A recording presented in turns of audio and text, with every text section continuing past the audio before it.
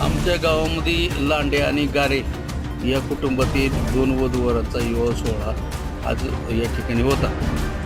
त्या ठिकाणी लग्नाच्या वेळेला आशीर्वाद देण्यासाठी सुनीताताई बोराडे मी आणि देवराम लांडेंना पुकारलं.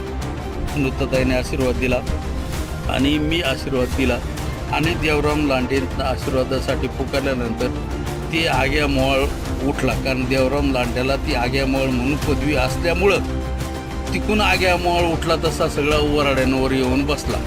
आखे वराडी पळाले, त्यामुळं सगळा कुटाणा झाला. बऱ्याच जणांना ॲडमिट केलेले. माझ्या डोळ्याला म्हणजे तोंडाला चावलं, या ठिकाणी डोळ्याने दिसेना.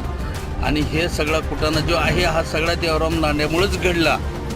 खरं तर देवराम लांडे वर बसला होता, त्यांनी मग आधीच आशीर्वाद देऊन तो नेमका त्या टायमाला तो वर